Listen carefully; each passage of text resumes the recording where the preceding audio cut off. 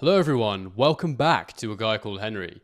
Today guys, we're going to be reacting to the week in boxing. It's a new feature that I'm going to be trying on this channel where we go through some of the content from this week. Could be some interviews, could be some posts, general announcements, general quotes. There's been quite a good haul of stuff this week. We've got a little bit from Andy Ruiz, we've got a Canelo fight announcement, more from Alexander Usyk. He's finally responded to some of those Tyson Fury comments. And we've got some information about how Tyson Fury is going to be running his camp and his corner for the Usyk rematch. That's quite interesting to discuss. We've also got Francis Ngannou talking about his knockout loss to Anthony Joshua, finally. He was on Joe Rogan this week, and I thought he said some quite interesting stuff.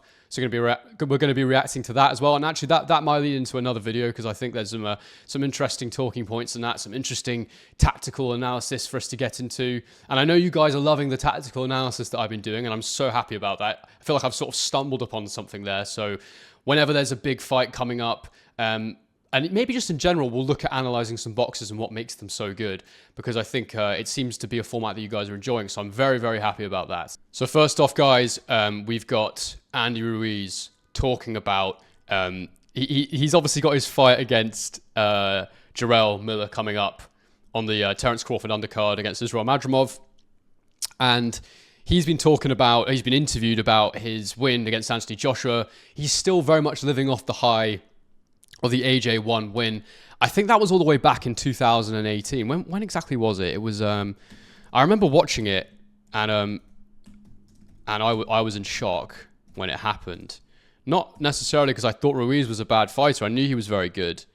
But just because it happened, we all thought that, AJ was going to go on and have some massive fights, and to see him actually take that upset loss was a massive thing. Yeah, so sorry, that first Anthony Joshua win was back in 2019. So it's been a really, really long time since that win. Since then, he's had fights against, he had the second AJ fight, which he lost in the rematch, Chris Arreola, which was actually a weirdly competitive fight. I remember watching that and thinking, what the hell's going on with Ruiz Jr.? He's a much, much higher caliber fighter, in my opinion, than Chris Arreola.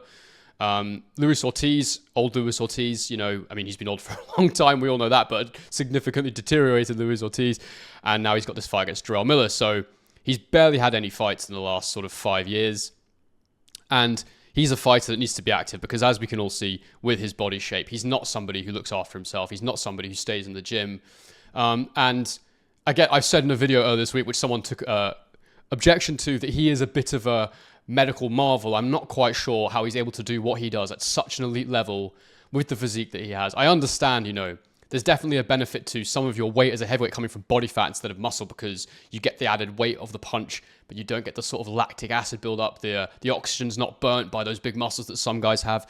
But for sure, it's not the optimum shape he could be in. There's no doubt about that in my mind. So incredible athlete, so interesting to study. But let's see what he said here. That's when they gave me the call. Hey, would you be interested in fighting Jarrell Miller? And I was like, heck yeah, let's do it. So you get off to a fast start in your career. Then 2016.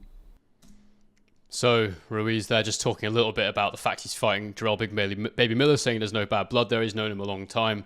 I saw this week Jarrell Miller coining it Burger King versus Taco Bell or something like that, which is, yeah, I don't really know what to make of it. It's like, I think that Big Baby Miller, Big Pharmacy Miller, whatever you want to call him, he's a disgrace, and I've no interest in him being in boxing after being so blatantly caught cheating. It wasn't just one substance, it was multiple substances. I don't really think he should be in the ring. Look, I know there's rumors that all the top guys are doing this stuff. I know that that's out there, and it might be true. But the reality is I don't know, and we don't know. But with Miller, there's absolutely zero doubt that he is a certified drug cheat. And I don't really have any interest in seeing him in the ring. Not only that, but I find him quite boring to watch. I don't think he's a very good fighter. I just think he's absolutely massive and has high volume. And I don't believe that he'll beat anyone at the top level, despite all the peds. So anyway, we move. I had Abel Sanchez, no disrespect with Abel Sanchez or nothing like that. He's an amazing person, amazing trainer, but the only thing he did was give us, there's a board on the wall, and he would write down everything that we should be doing, and we kind of did it on our own. So I literally kind of trained myself for that fight. The good thing is that I had the conditioning because it's high altitude. But I still win. I still feel like I won that fight, and I still feel I could have done a little bit better. So it's one of the.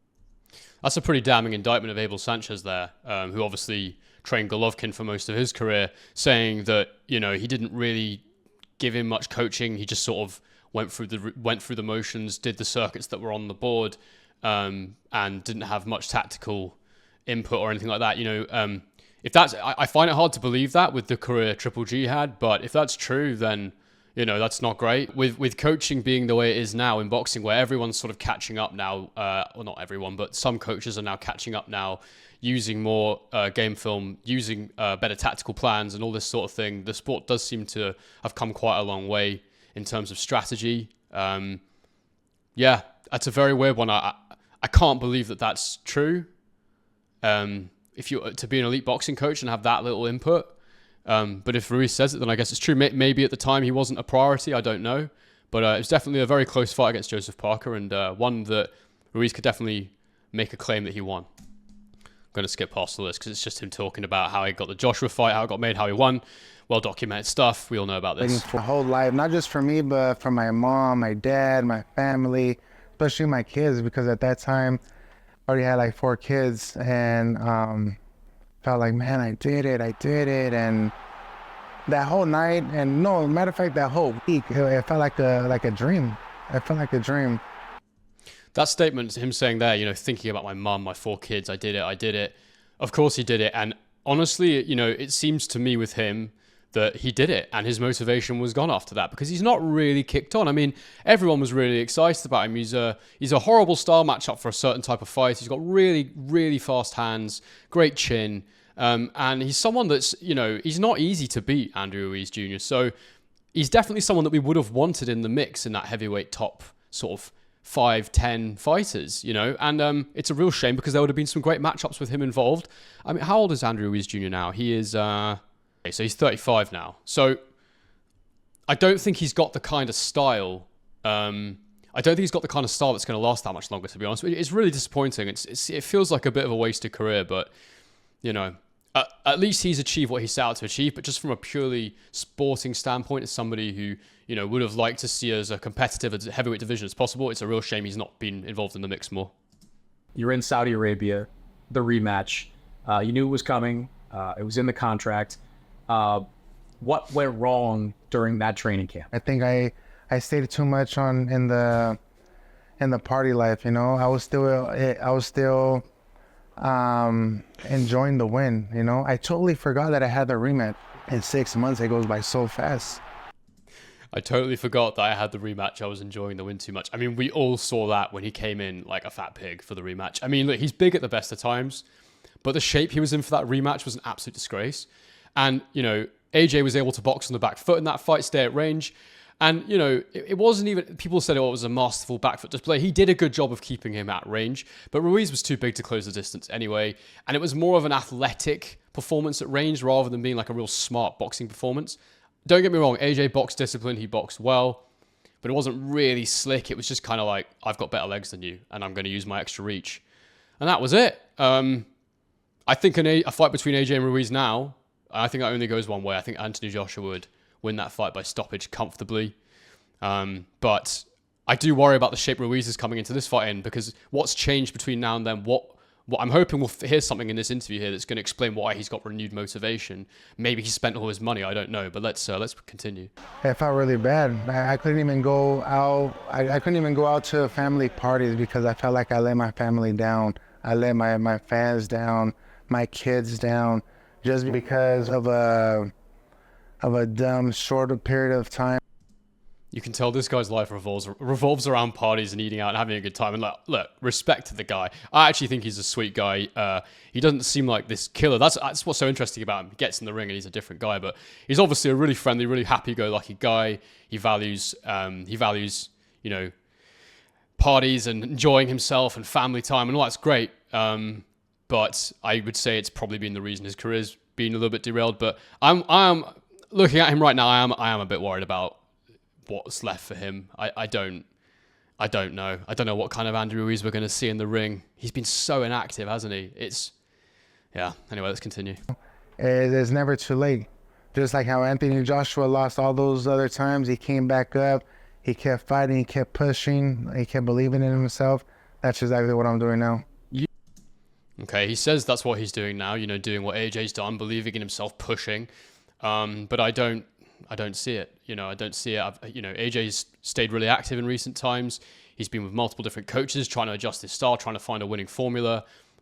He's taken huge criticism. He's put himself in the ring. He's put himself on the firing line. He's been competing at the top level. I've never once seen him out of shape. So I don't know if this guy really has a genuine understanding of what it takes. I don't know. I don't know.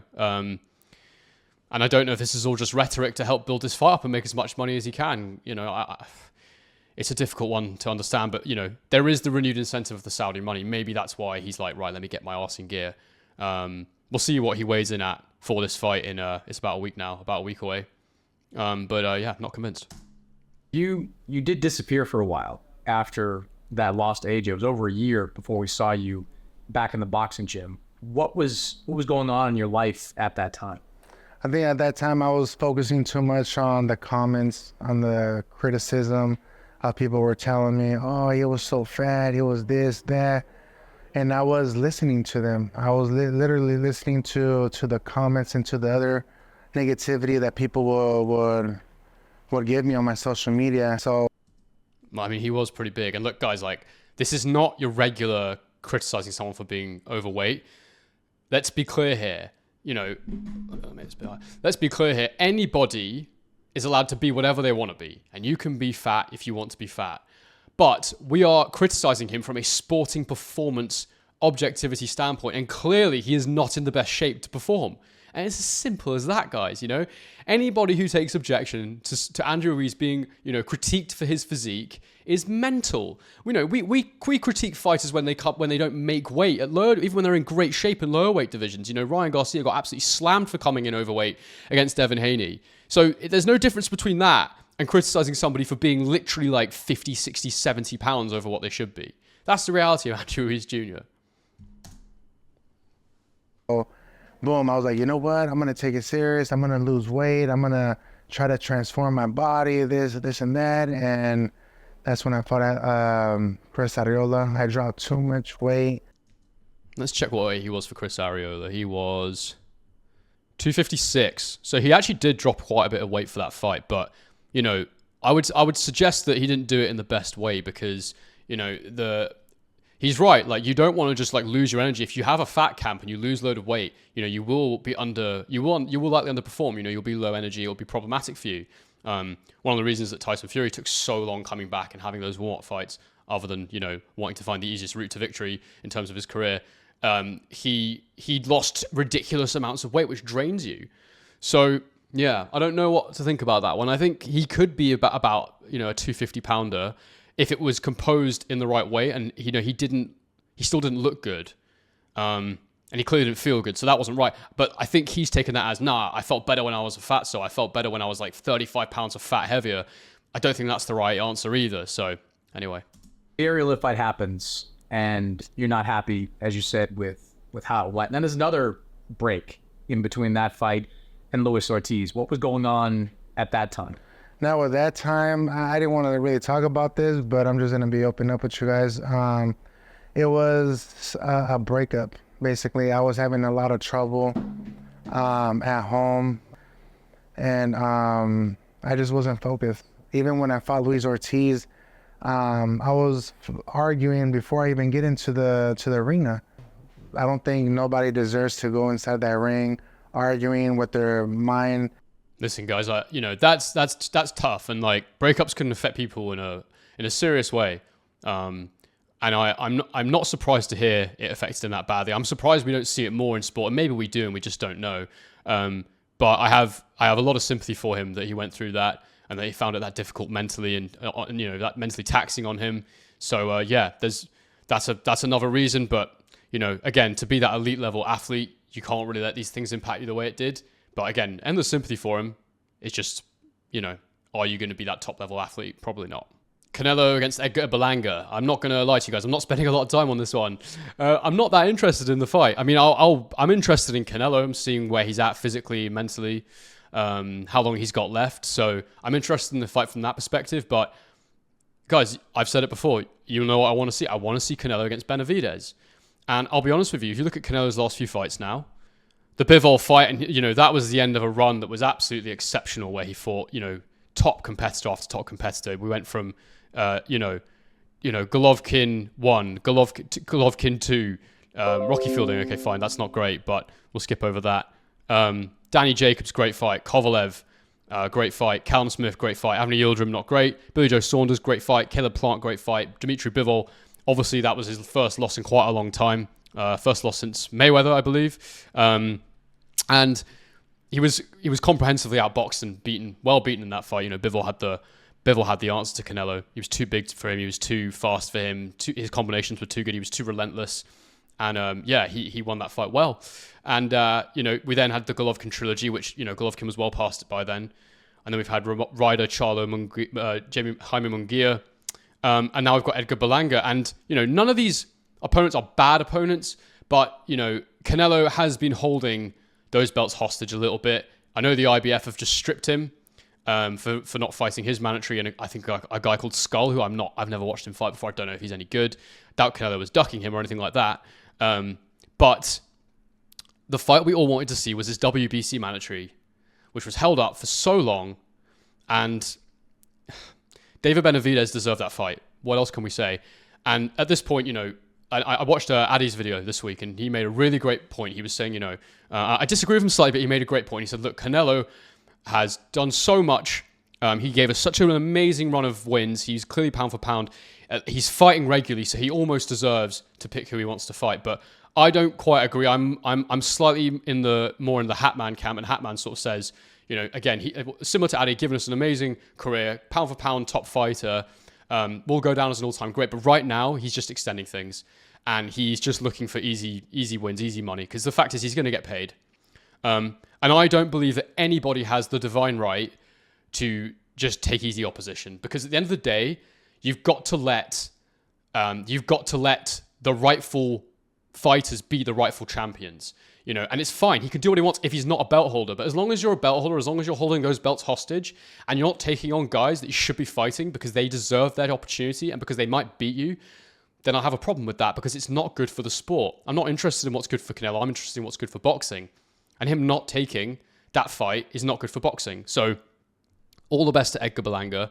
Not a fight that I'm that interested in. Of course, I'm going to watch, so I guess I'm hypocritical that way, but there's fights out there I'd rather watch. And does this push the buck? Does this move the sport forward? I'm not sure. I'm looking at Edgar Berlanga now. Not really watched him before. Steve Rolls, he's had a UD win over him. Jason Quigley, who I honestly didn't know was still going. Good talented prospect at one point, but hasn't really done too much in his career. Porrick McCrory, again, a decent prospect. That would have been his first loss. So, yeah, I don't know what to make of it, guys. It is what it is, and Canelo can do what he wants, and that's it. But I definitely will do a tactical breakdown for that one, so keep an eye out for that.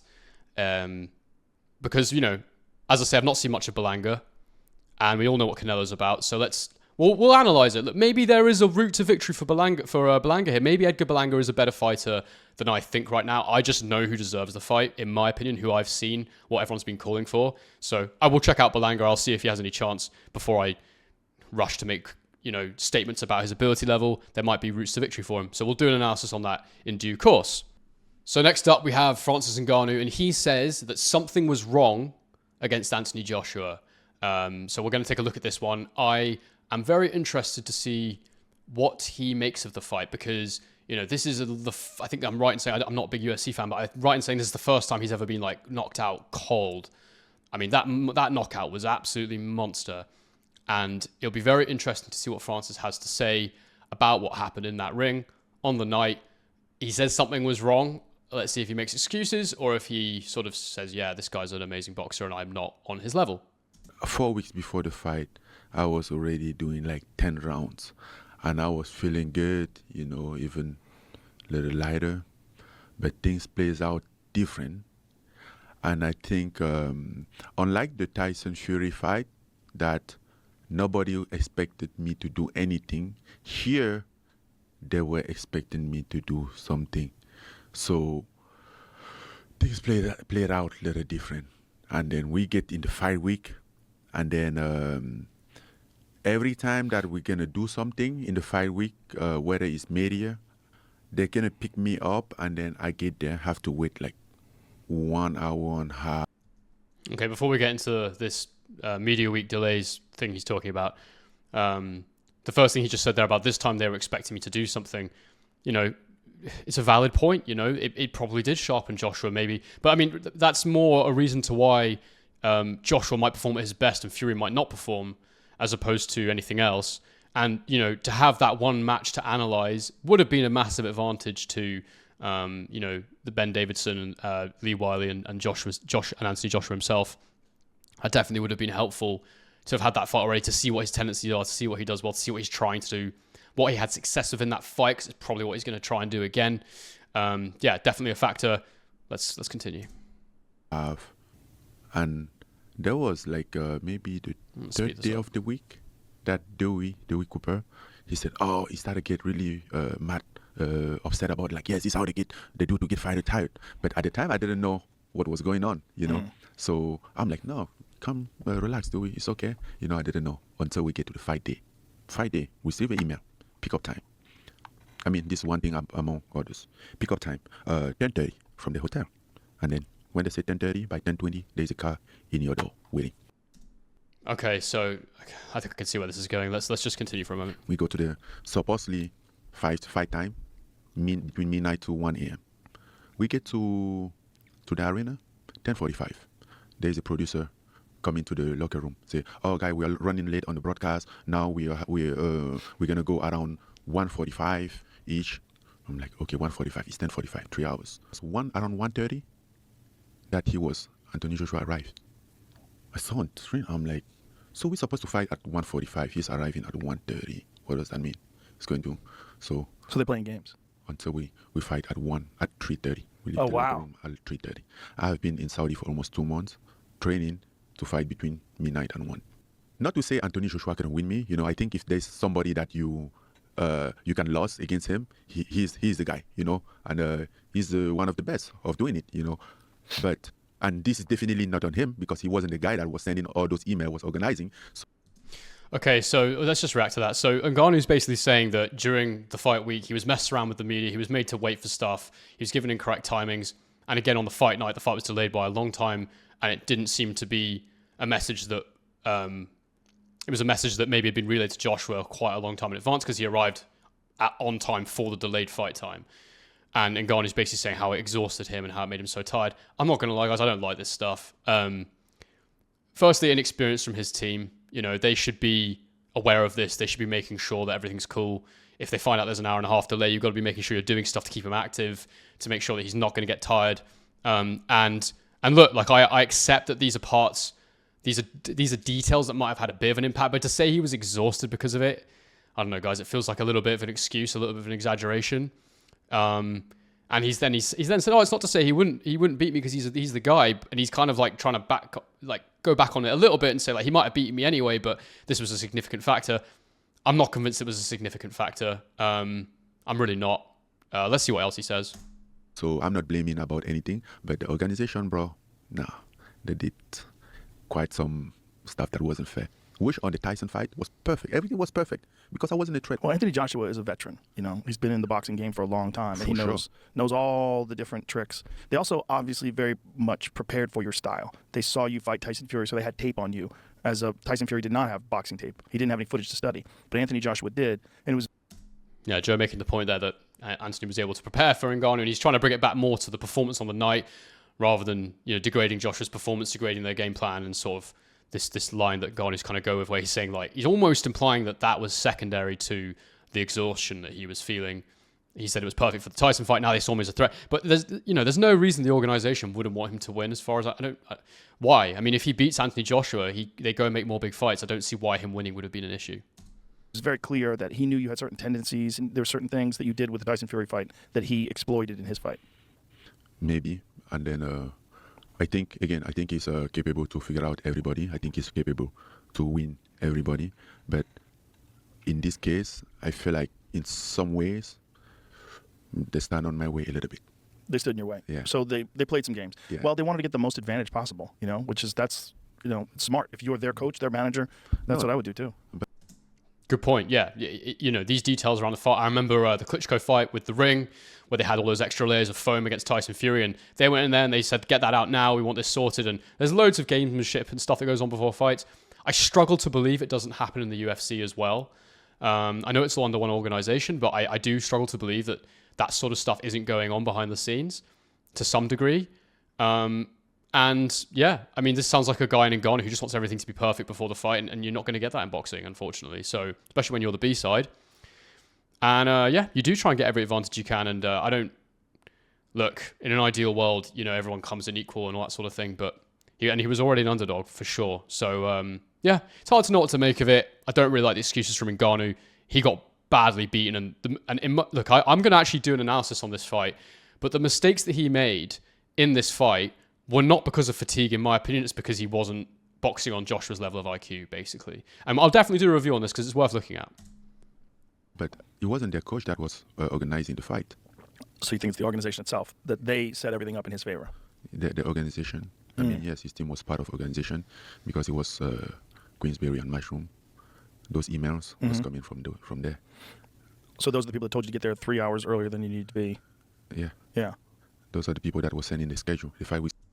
All right, fair enough. I take back what I said before. If it is Queensberry and Matchroom running the event, then yeah, obviously they've got a vested interest in Joshua winning the event because they want to make that Joshua Fury fight. So, okay, I take back what I said before, But I will say that, again, definitely the Saudis in my opinion, wouldn't mind Ngannou winning. And I don't know how it works out there, who's running the event, who's doing the timings.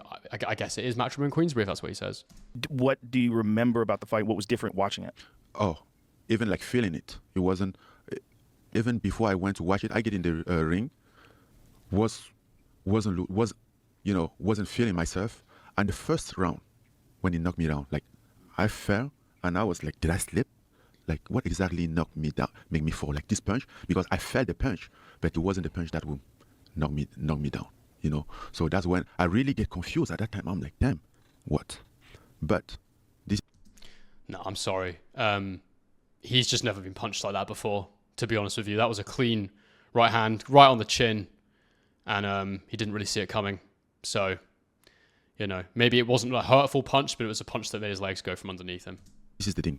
From that moment, I get knocked down with a punch that wasn't that hard.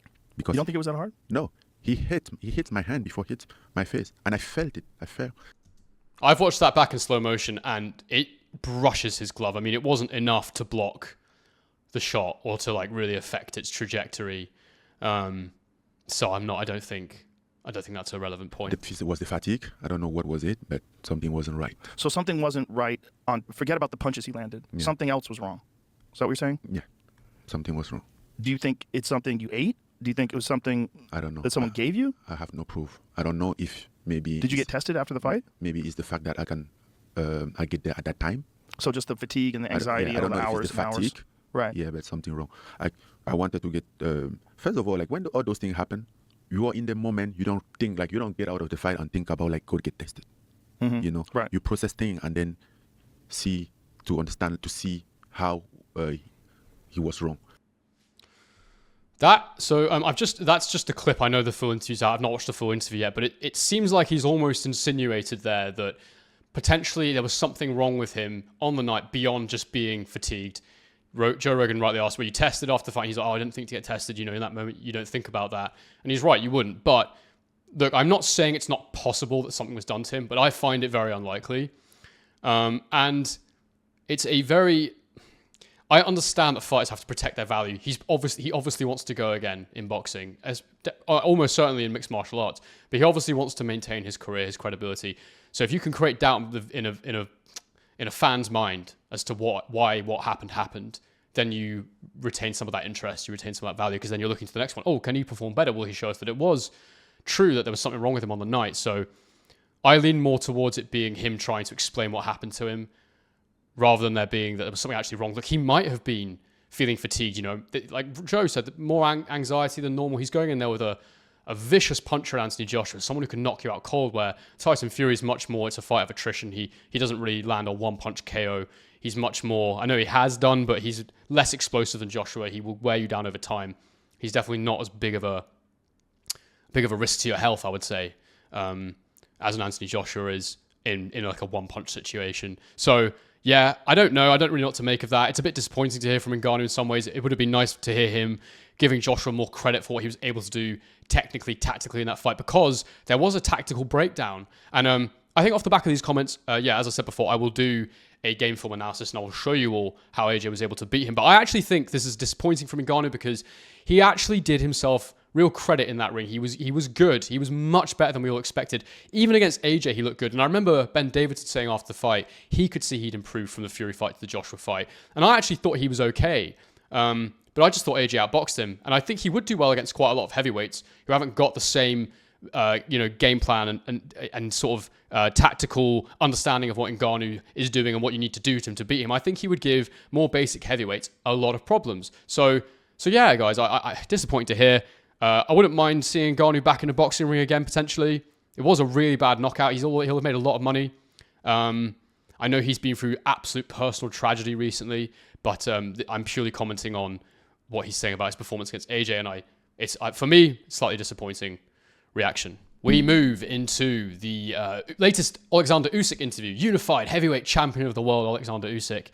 And he's reacted to Tyson Fury saying that their fight was too easy for him, which is obviously completely ridiculous. He very nearly got knocked out. He lost well, in my opinion. And he's just he's a very out there guy, Tyson Fury, and he'll say whatever he wants to say. And, one day he'll say, Usyk's the best thing since sliced bread. And the next thing he'll say is that he's one of the worst opponents he's ever faced. He's a middleweight. He can't match him, and he got bored in the ring, and his concentration went down, and that's why Usyk was able to land any shots on him at all, and that he was cruising the fight. And it's simply not true, and disappointing for Fury not to give the fight and give Usyk the credit he and it deserves. So let's see what Usyk had to say about Tyson Fury's comments anyway. Tyson know what I do. I know what Tyson do. It's a great time now. Good point. They both know each other a little bit better now, so it will be interesting to see how that second fight unfolds. Again, we'll definitely do a game film analysis on that at some point. But it will be interesting to see how the rematch plays out. I think that they'll both benefit from having been in with each other. I think for Usyk, it will just solidify his belief that, I can hurt this guy, I can disrupt this guy. And for Fury, he'll come away with it with a better understanding of what he needs to do, the shape that he needs to be in, the mental state that he needs to get himself to. And we'll see how it plays out. But in my opinion, Usyk will win the rematch. I don't think Fury will be able to match the level of output Usyk can. I think Usyk's just too good of a boxer, and I think he's just powerful enough that he can hurt these big guys and deter them from coming forward enough. And I just think that the way that Tyson Fury would need to box to get on the front foot, back Usyk up, I don't think he can maintain it for long enough. I think there'll be moments in the fight where he can do it, and perhaps that's the tactic, perhaps that's the strategy. You go from early, you go from through 6 rounds and see if you can get him out of there. Maybe that's the way to do it, but I see an Usyk win in that rematch. For me, for my opponent, it's good. I'm very happy. I win, thank God. He said the last fight was too easy. That's why you didn't win. What do you say to that? It didn't look easy. Oh my God, no way. Okay, no problem. Okay, next fight would be easy. Would be easy. Okay. For me, my fight will be hard because Tyson Fury is a big man. It's a good boxer, good boxing IQ. But if Tyson say for him will be easy. Okay, no problem. That's the perfect response. He just laughs it off. He's like, okay, yeah, sure, mate, it's easy.